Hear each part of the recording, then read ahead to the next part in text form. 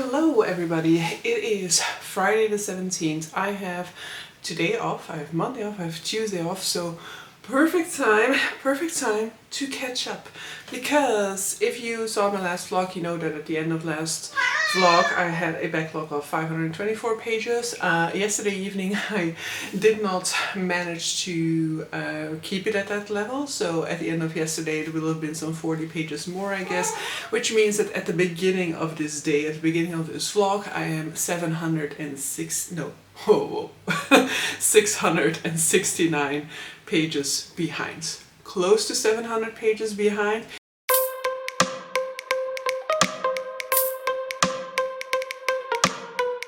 It is somewhat normal because we're at the beginning of the day. I'm counting the numbers. If I haven't read anything already, it is already 48 pages lower actually by the time I'm filming this update. But so yeah, we need to get a move on, especially because this vlog is going to be mainly dedicated to a new reading challenge that I'm hosting, which is called Read It Short, in which we spend one weekend every quarter in order to read the shortest stuff on our TBR. It's just a way to spend time with friends, but if you want to follow the concept, and the concept that I'm definitely going to be following is always going to be to focus that weekend on short stuff. Now, on my TBR card, it's actually not on my TBR card, it's on the pile next to me, I shall withdraw my one contribution to the TBR this weekend, because I don't have short stuff on my TBR. So Hunger by Choi, Jin-Young is the shorter stuff on there that is also horror. I mean, not that I have anything else on there that isn't horror, that is short, but yeah, this is, I mean, it's mainly thriller, I think, not really horror, but in any case, we shall be reading that one. But that means that over the 2 days of Read It Short, I should normally be reading 282 pages to be on track with the TBR, and only this book shall actually count. So I will be reading 131 out of the 282 pages that I need over the day of Saturday and Sunday, which means we need to compensate in the other days. And we already need to compensate some 700 pages at this point in time. So yeah, it's something, right? So I think the conclusion, the foregone conclusion that we can draw from the very beginning already is that we are not going to be able to do that, okay? I am not going to be able to catch up those, what is that going to be? Almost 900, like, not really. I'm not going to be able to catch up those, like, 800 whatever pages over the course of the week that is to come. That's just not feasible, because I'll have to read 131 pages every single day in order to keep on track. So there is no room for me to make that up.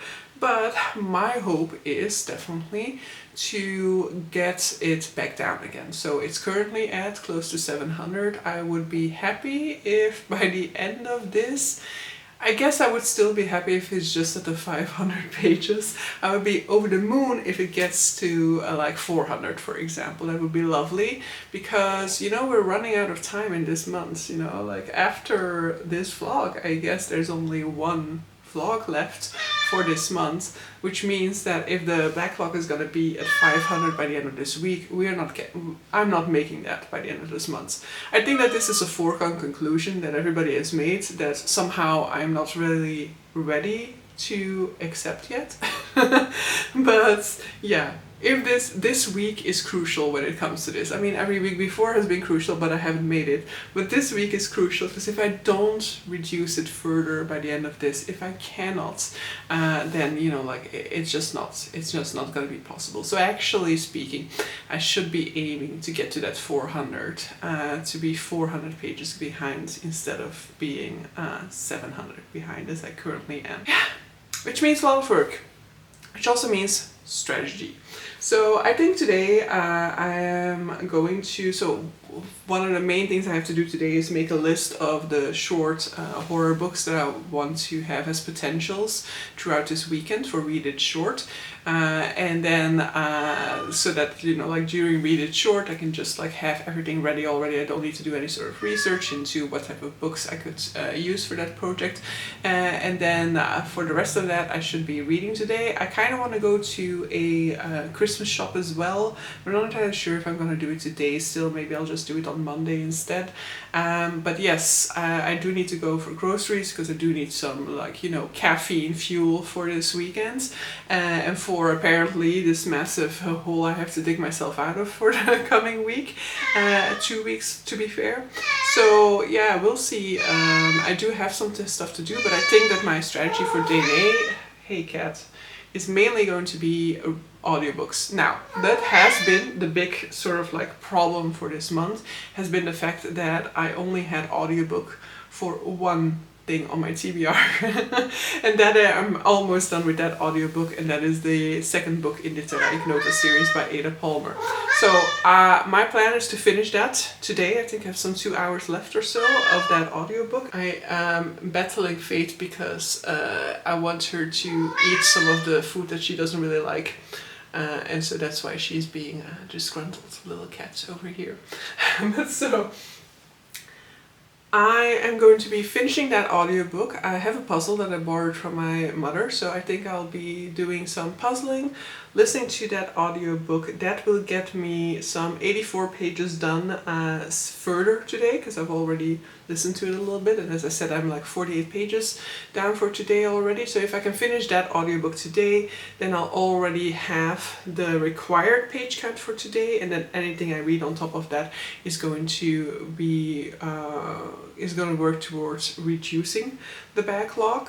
And that's where my sort of like hesitation always comes into, because I could listen to my other audiobook at the same time, but then I'm like thinking, but yeah, when I go back to work I need an audiobook for my commute, and I don't have any other audiobooks left because nothing else on my TBR has an audiobook that would work for it. So this is the annoying side of this month's TBR, and something I definitely need to keep in mind whenever I make like a TBR like this, a TBR in which I kind of really have to like be on track and kind of have to really like make sure I keep reading in order to be able to get to the goals. Then I definitely need to make sure that I look at the mix between physical and audiobook reading, because because definitely physical reading, it's back, but it's definitely like not something I can read like hundreds of pages in a day, and I need audiobooks to help me replenish that page count in order for me to get to those higher daily page count goals. So yeah, that is my hesitation now, what I'm gonna do when I finish 7 Surrenders. But I think let's just not think about it at the moment. Probably the best thing for me to do would be to go to the store now, get some of Faith's preferred food, and buy some refreshments for me, and then you know, like dive into some puzzling and the audiobook. And then when I finish the audiobook, I can start making the list of horror books that I want to potentially get to throughout the weekend, and then we go from there, and then we hopefully just get a little bit further into the Stardust Thief. I'm having a little bit of a hard time with the Stardust Thief, where I'm not getting a lot of progress in it, but I know that I loved this book when I read it, right? I read it 3 years ago. I don't necessarily think that my taste has changed a lot in those few years, so I'm just hoping that it's just like the start, that once the story has like gotten into the swing of things, that I will be engrossed, and that I will, you know, be sucked away again, and that I will reacquaint myself with that 5-star feeling that I had the first time that I read it. Because I am like 130 pages into it already, so I am like close to a third of the way in. Not really, like it's a little bit under a third still, but we are like about to set off on an adventure, so I do think that the next section will then hook me, because that will probably be the section that then finally, I was so engrossed in the section in which we are actually getting stuff happening, and this has all been kind of an elaborate setup thus far, and so I'm hoping that that change is going to come, because I was kind of expecting when I opened this book for the reread that I was going to fly by. This is also what happened with my reread for the Silver Blood Promise, for example. I was getting a lot more pages done in that than even if I was like struggling with reading. When I was reading that, I could read a ton of pages in it. It would fly by, and this is not happening with the Stardust Eve thus far. So I'm hoping for a change there. I need a change that would really help me out a lot if I were to fly through those pages rather than struggle a little bit with them, which is what is happening at the moment.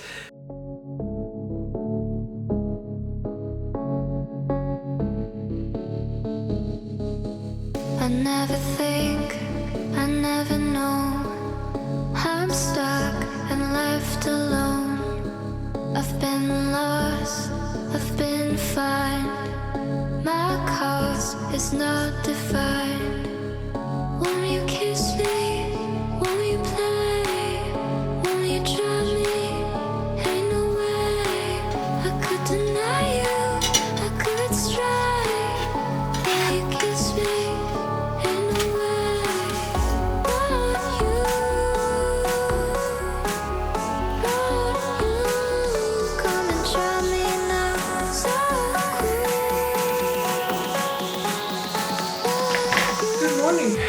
It is Saturday and it is Read It Short. I have not started reading yet, so I woke up, well, I woke up around 8 is when my alarm clock went off, and then I stayed in bed until like after 9. But I did end up editing the video that will go live today, and then I have made myself some pancakes, did a little of puzzling. It is now 11:20, so I'm gonna update this video, get everything set up for sprints, which will start at 12, and then if possible maybe already do a little bit of reading, but I do also need to go and put the video which was rendering when I was puzzling, that one will have to be scheduled now as well, and the thumbnail still needs to be made, so probably we will only be starting actual reading at 12 o'clock today. But so yesterday I managed to reduce my backlog to 409 pages, so I read about an additional 150 pages, which is good because that means that I have basically already mitigated the damage that will happen today and tomorrow, because yeah, today and tomorrow I'll get a 150 page backlog, so the work I put in yesterday is enough to make sure that I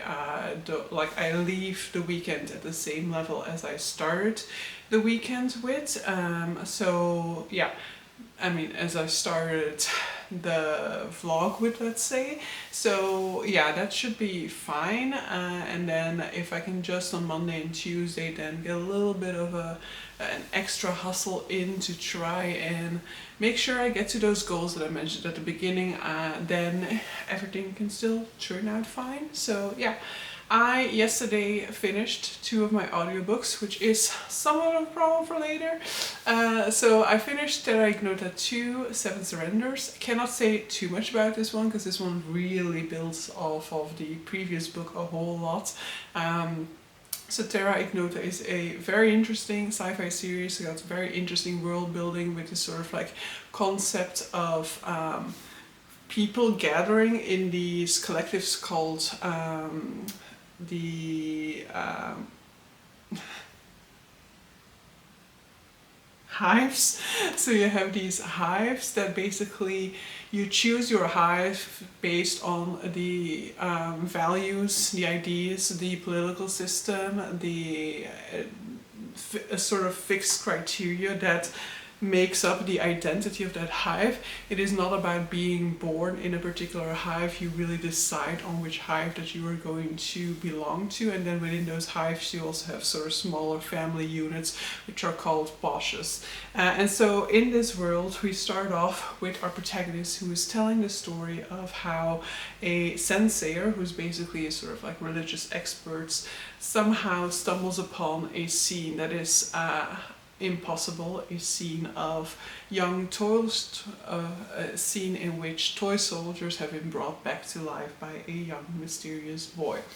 I cannot say more. This is really just a glimpse. It's really just a starting point of the book, because the book is so much more. It's very much about political intrigue, plotting, philosophy, and all of those types of things. And as I said, the second book very much built off of the first one, kind of explores the first one further, gives more of a background and more of an indication of what was actually happening in book one, and then kind of starts moving things towards where I assume book three is gonna go. And yes, I enjoyed it a lot.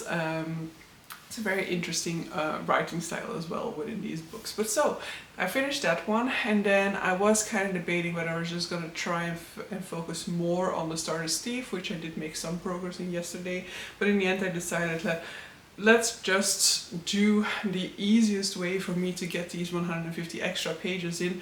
Let's worry about the audiobook issue for the future. And yeah, then I also finished Ghost Station by S.A. Barnes, which is a horror in space. We have this one psychologist who basically is part of a very rich family, but she is kind of the odd one out and is very much at odds with her family.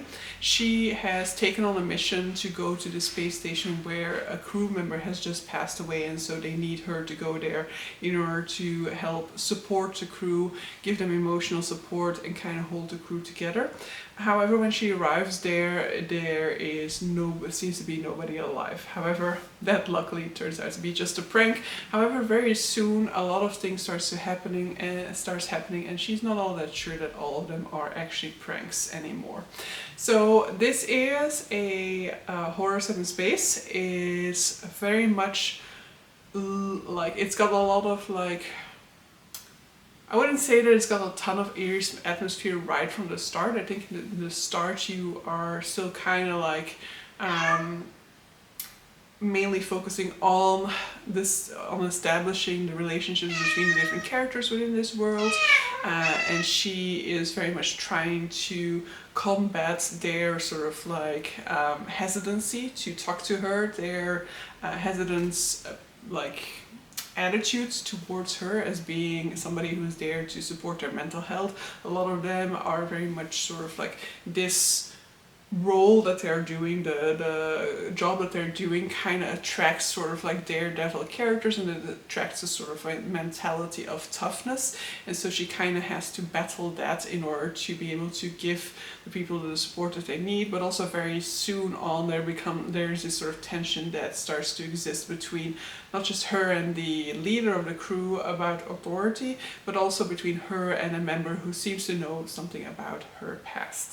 I enjoyed this one, but I will say that it's got such a long, drawn out first section.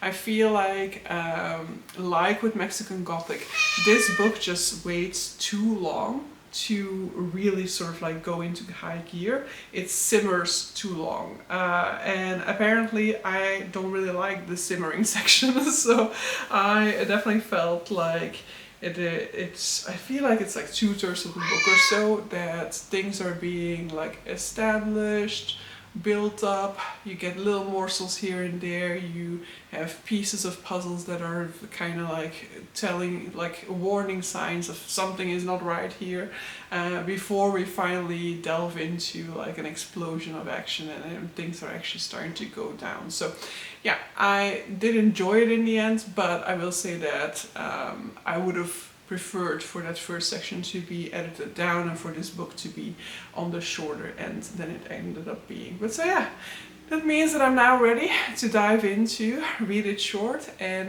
read my first book for that, and I've already done a spin, which you will see on the side here. And so the first book that I'm going to be reading is Alley by Junji Ito. I don't know anything about it. The reason why I chose this one to put on there is because Gavin from Gavin Reads It All, he recently did a vlog that I watched, and he was indicating that he read that one and he enjoyed it. I have only read one Junji Ito.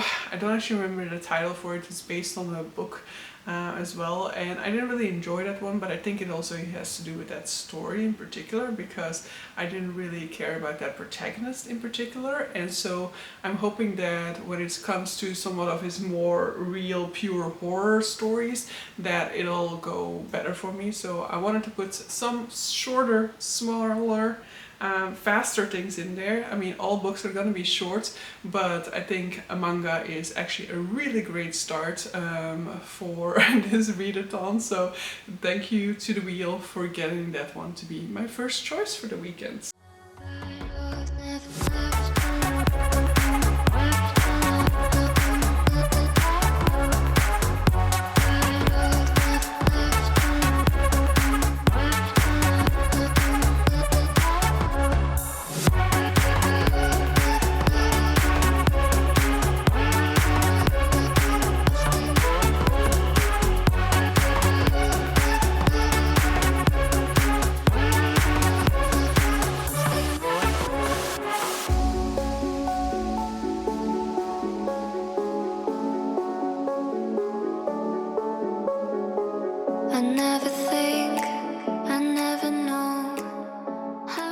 Hello everybody, good morning. It is the second day of the Read It Short Challenge, so let's get around to bringing you up to speed. So first roll I did, I got Ellie by Junji Ito. This is a graphic novel or like a horror manga. I'm always unsure whether it's manga or not, whether manga just means whether it's Japanese or whether there's a style difference with graphic novels. But so it is a horror manga that is composed of a lot of short stories. I had tried the Junji Ito before and it didn't really fully work for me, but this one really was one that worked very well, because, you know, it had these creepy horror concepts and none of them have sort of a resolution. All of them end in like an open ending where, you know, you like see the direction it's going in, and like the rest is left up to your imagination, which I always enjoy, because I think that that makes it more creepy for me, like keeping it open, keeping it like uncertain. Hello? And then yeah, do not pet the camera.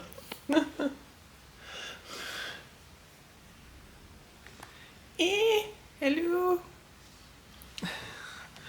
And then, so I read that one, I enjoyed that one. It definitely has quite a fair few short stories that I really enjoyed. Couldn't really say which one I preferred the most. I think I liked all of them pretty much.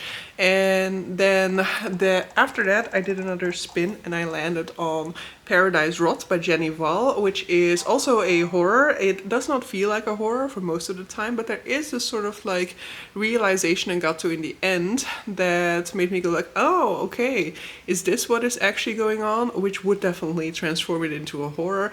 Otherwise, there's definitely a lot of like symbology used when it comes to like rotting and fungi that can definitely push it into somewhat more of the eerie horror type field. But so this is a book about a Norwegian girl who goes to, I'm not entirely sure anymore where it is, it's an English speaking country, to pursue her studies there. And she arrives in the city and she is trying to find a place to stay, and then she finds this place which is in a like old abandoned factory with a roommate called Coral. And a lot of this book is about sexual awakening, and I gotta say that a lot of this book also features peeing, talking about peeing, sitting in somebody else's pee, listening to people pee, talking while peeing, and stuff like that. It seems very much to be a sort of like a reference to, or at least in one particular scene is very much clear that it's kind of like letting go and letting and giving in to the sexual desire. But yes, you are warned. There is a lot of references to pee within this very short novel. And then I got to do my third spin, for which I landed on The Ballad of Black Tom by Victor LaValle. This is described as a fantasy horror, and it is a story about a black guy in the jazz age in Harlem in New York. He has a father who is home and can no longer pursue his career in construction because of impact on his health, and he himself is basically going around with an empty guitar case, but who's basically trying to do odd jobs here and there for people, jobs such as procuring certain items, and so he has just done a job for an old lady, and then one day he kind of gets spotted by this weird guy who, this weird white guy who, after he's talked to him, the police kind of ambush him to try and figure out what this guy has been talking about. So it seems like this guy is on the police's radar. This is very much a sort of story about, like, you know, people becoming the monsters that others have made them.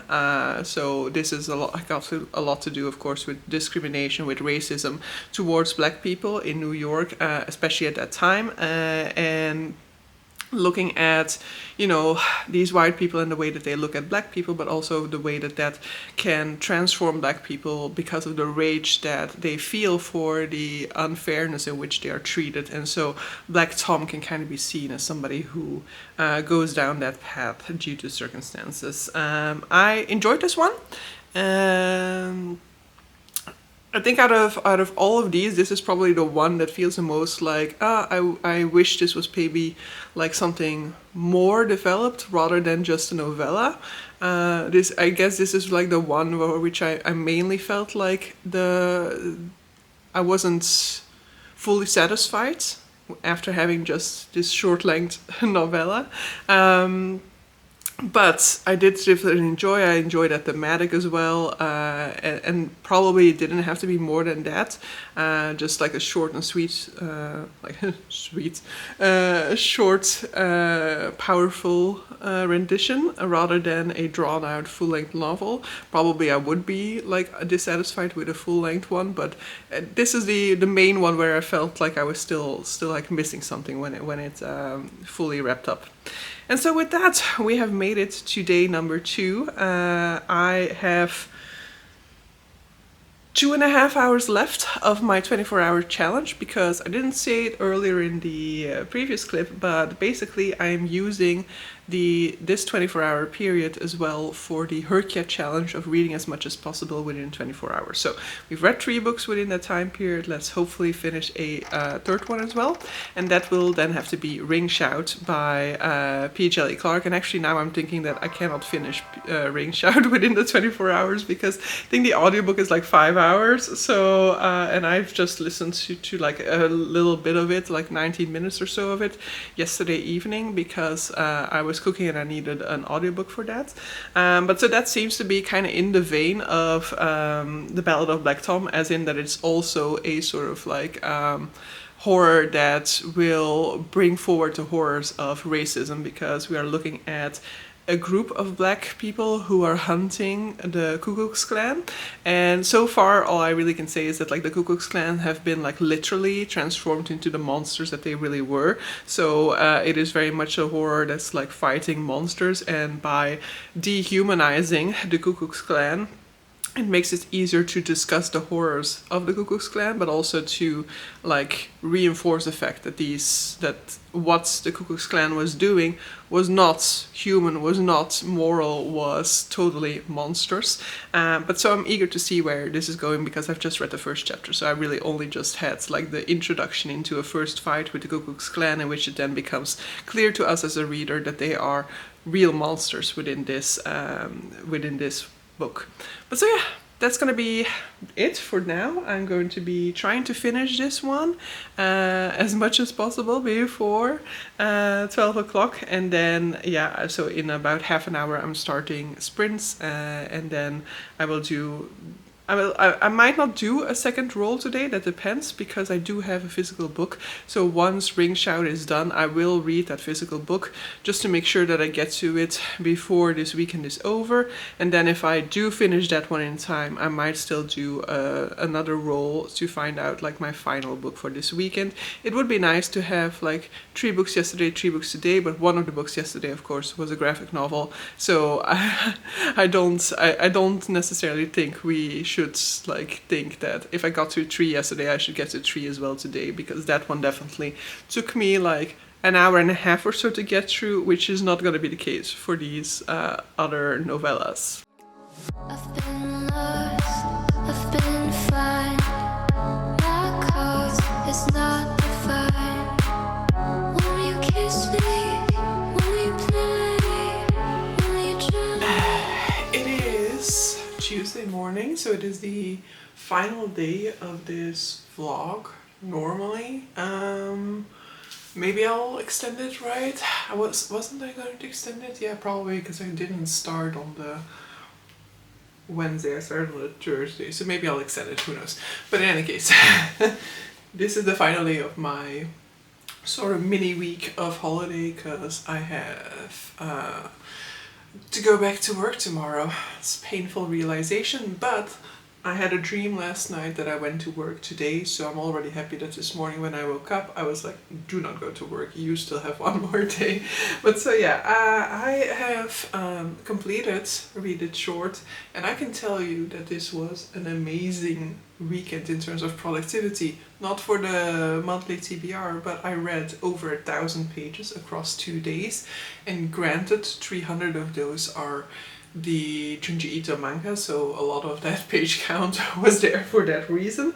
But I mean, it was still like an amazing page count to achieve over 2 days.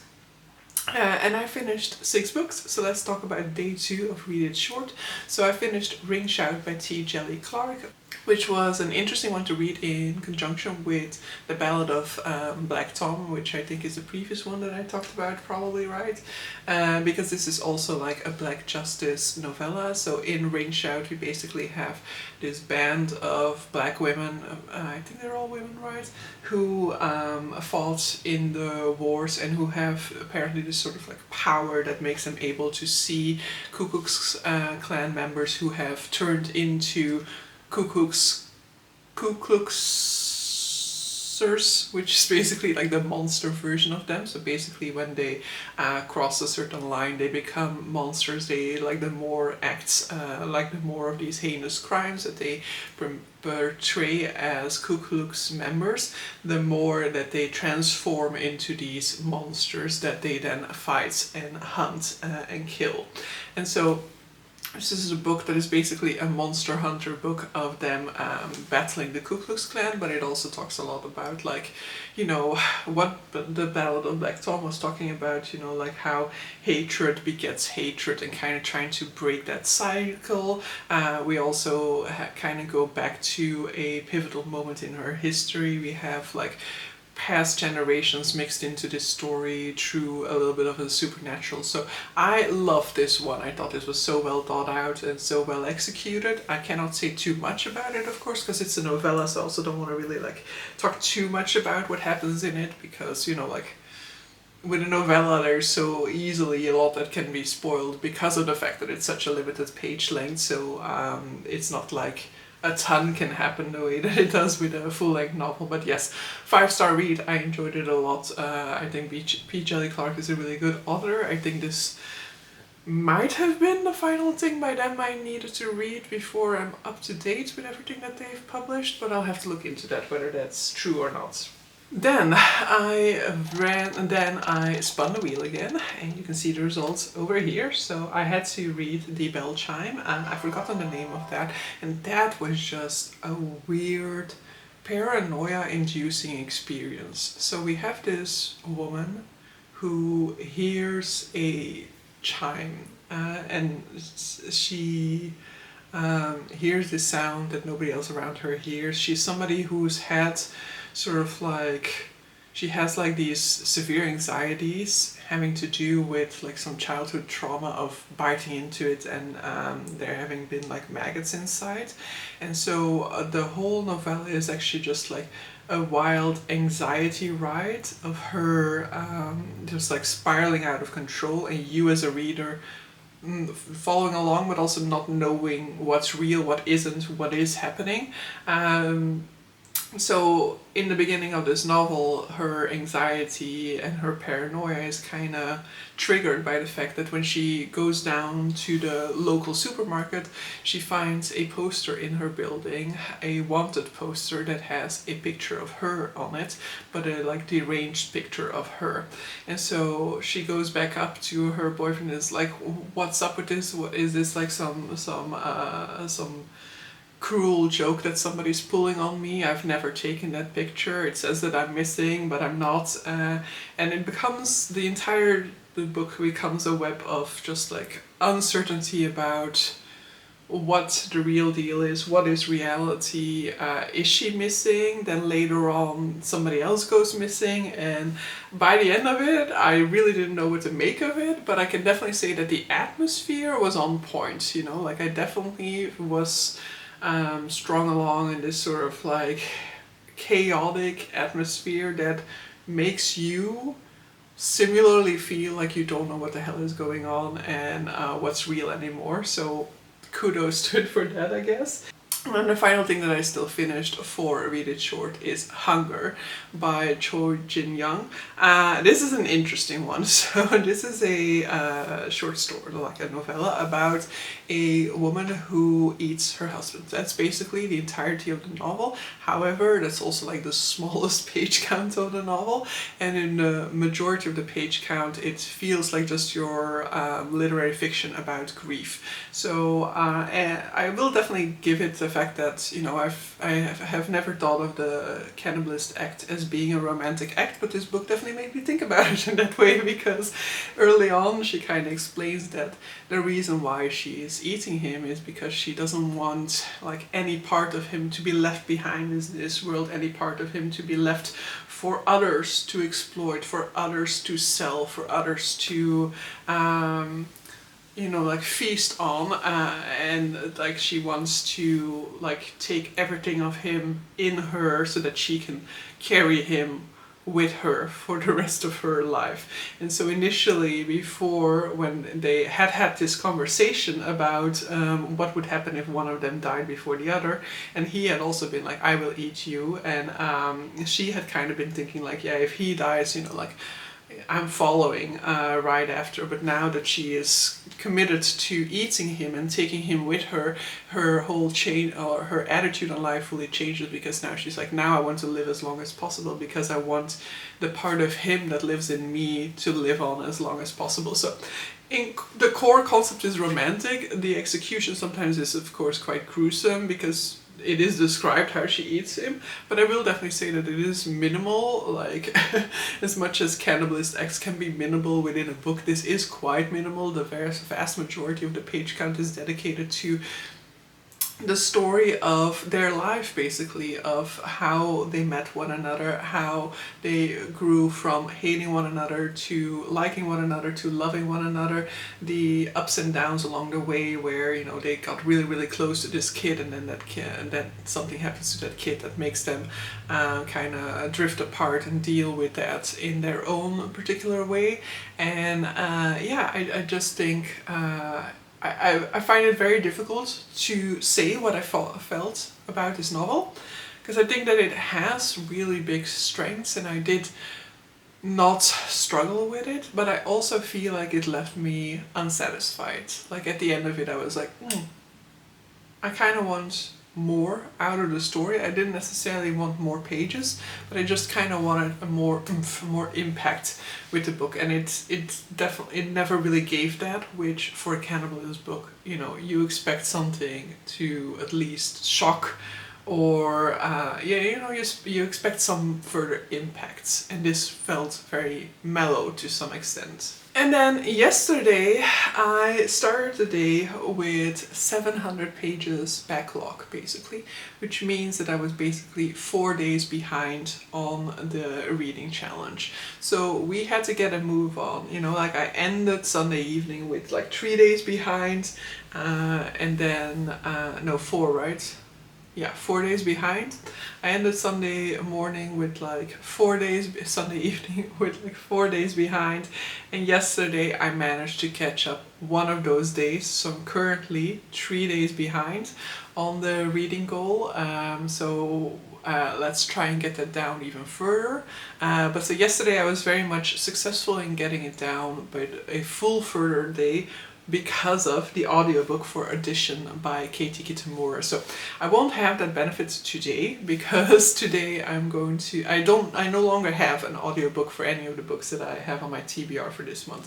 I might get an audiobook with my credit, but if I'm gonna get one, I don't know, it needs to be something that I'm slightly struggling with, which I expect might happen with the Empusion by Olga Tokarczuk, so I'm leaving it off for the time being.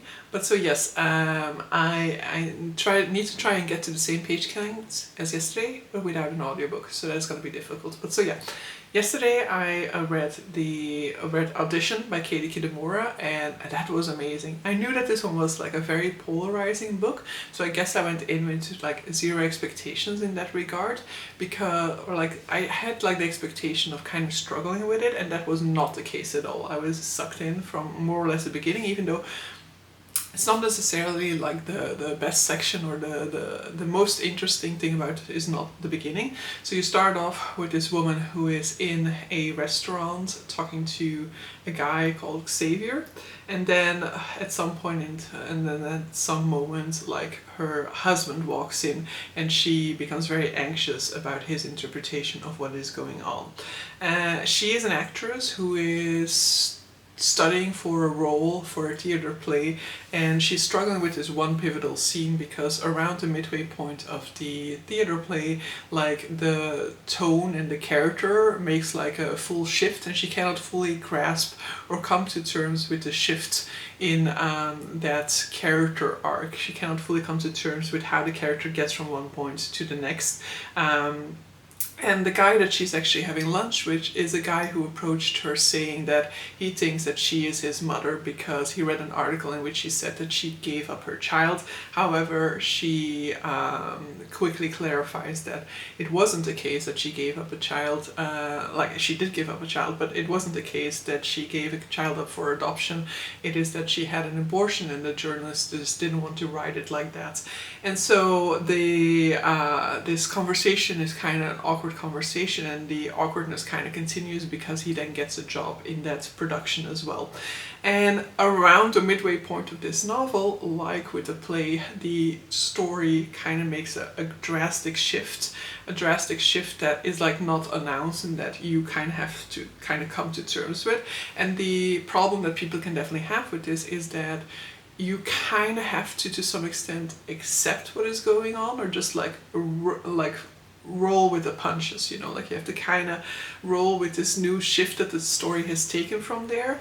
And I felt like that shift kind of transformed it very much into sort of like almost a horror book, because the atmosphere very much felt like that. It had that same sort of like anxiety and paranoia that I'd felt during the bell chime, and I was just really, really sucked away for that. And then I feel like the end kind of disappointed me. On the other hand, not really, because I think that the end raises like interesting points, and that is probably the reason why this is like Booker Prize shortlisted, is because of its discussion around identity and family roles, and the way we perceive ourselves, the way that we create reality, and the narratives that we tell ourselves and others, and the way that creates the reality for us.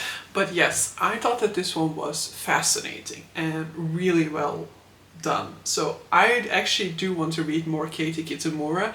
After reading this, I was kind of convinced that I was going to be one of the ones who didn't like it. And I gotta say that that has to do with the fact that the chair of the Booker Prize, Roddy Doyle, is the one who was like the biggest advocate for Katie Kitamura's writing.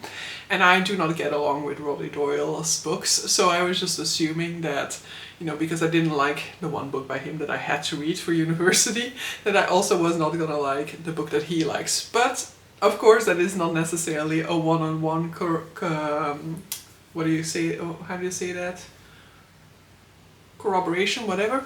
And I'm very happy that I really love this book, and that this is actually the first book that I read for the Booker Prize project, for which I really like loved the experience. I didn't end up loving the book, but I loved the experience, and I was really sucked in, and I did really like see the merit of this book, why it deserves to be there. And that is just why I do this. So this book is kind of like a reminder of the fact of like, yes, this is what can happen with a Booker Prize book. This is why I'm always interested in checking out the Booker Prize books, to find an author like that, to find a work like that, you know. Even though it isn't necessarily the case that I loved the book that I read that was Booker Prize nominated, but technically speaking, I was introduced to Elif Shafak through the Booker Prize, because I read her Booker Prize nominated book first, for example. So there are big success stories that can come out of this. Bernardine Evarista, for example, is another author that I have only read because of the Booker Prize. I've read another book by her since, and I should read some more, because I definitely think that, you know, Girl, Woman, Other was so promising. I didn't necessarily love the second book I read by her as much, but yeah, there are successes to come out of the Booker Prize. So I don't know whether this experience has taught me to stop trying the Booker Prize or not, because actually this is probably the one book on the shortlist that I had the least expectations for. I only have it now because the audiobook was available through my library, and yeah, I'm very happy that I've read it. But so yeah, today let's get cracking. I need to read close to 300 pages. I need to start editing this video for Saturday. I need to film and edit a video for tomorrow. Yeah, and I want to game as well a little bit. So yeah, those 300 pages, it's almost impossible. It depends on the speed at which I will be able to go through Play Nice by Rachel Harrison, which I kind of hope is going to be like a book that goes really fast. So that is kind of like my strategy for today, is hoping that that book is gonna suck me in and carry me through. Hello everybody, it is Friday, it's my lunchtime at work, so I'm coming in for a quick update to round off this vlog. Don't mind the hair, it has decided to be an absolute mess this morning, and since I'm working from home I have not really done much about controlling that, so still need to decide whether I want to try and get it to grow a little bit longer again, or whether I want to cut it, which means it's now in the awful intermediary phase where it's like too long to lie flat and too short to lie in a decent way. So I have finished this vlog on Wednesday evening, let's say, because I think I started on Thursday, so 1 week would be until Wednesday evening. And with that in mind, I can say very happily that I managed my stretch goal, because I ended of Wednesday evening with a backlog of 397 pages. So I made the 400 backlog goal. That was kind of like I'm not sure that I can do it, but I managed it. Even if we were to count Thursday evening with it, I still have under 500 pages backlog, because I will admit that in the meantime I've kind of slipped off a little bit yesterday evening. But so on Wednesday evening and Tuesday as well, actually, I was mainly reading in Play Nice by Rachel Harrison, which is a horror book that has a protagonist called Cleo. So I had to read it because, you know, like I had to experience a book that has my name as the protagonist name. I gotta say that this Cleo is definitely not like me at all. She is like me, she's the youngest child, but she is quite attention seeking and Well, read it and you'll find out, but in any case, I didn't necessarily vibe too much with Cleo herself, though I do like the banter with her and her sisters. I did like her humor, for example, but there are definitely certain sides to her character that are very different from me. What I also didn't like is the fact that they abbreviate her name as Clee or Cly. I don't know how to pronounce that, it makes no sense.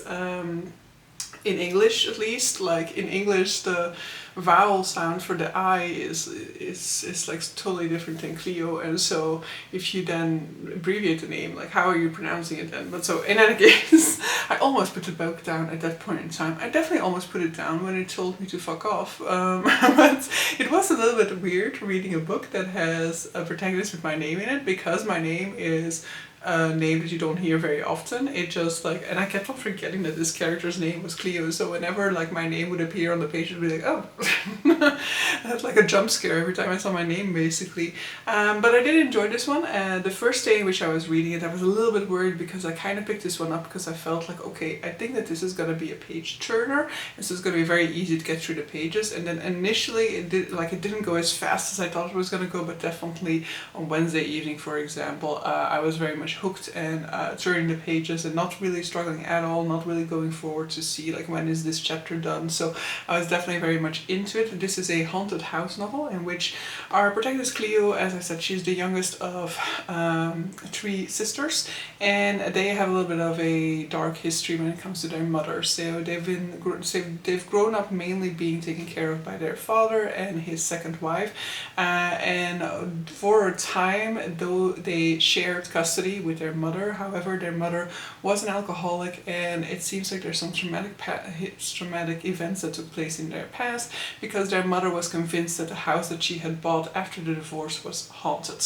And so at this point in time, her mother has just passed away. Cleo goes to the funeral where she is informed of the fact that the house is now passed on to them. And so she wants to do a renovation of the house in order to sell it. However, is it potentially haunted after all? So yeah, I got to, I got pretty far into this book. I still had 85 pages left to read when I rounded off this vlog. I have really been enjoying it. As I said, it was really a page turner by the time I got to the end of Wednesday evening.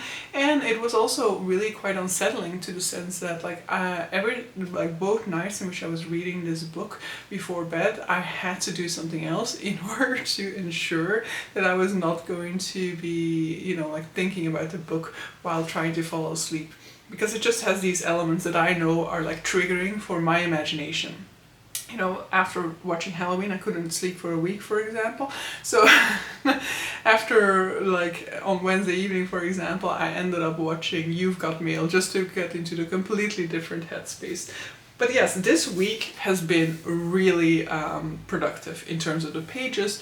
It has also been productive in terms of reducing the backlog a little bit. It hasn't reduced it by a long shot, and I do still think that I'm not going to manage to fully reduce it by the end of the month. I do have 1 week left, more or less, but I don't think that I'm going to catch up to those 400 pages. So I think most likely what is going to happen is I'm going to have to drop a book off of the TBR, so I'll make my decision on which one that is. I have a book that's almost 400 pages, that would be ideal, I guess, but I do think that I'm actually gonna let a slightly shorter one drop off, and we'll see whether we can then still manage or not. But yes, this week I've read a ton of pages. I've enjoyed embracing the horror genre and getting to read so much, and yeah, this was a very successful experiment, and I do definitely want to read more horror in the future. But so yeah, with that, I'm ending this video. Hope you guys enjoyed it, and see you guys for the next one. Bye!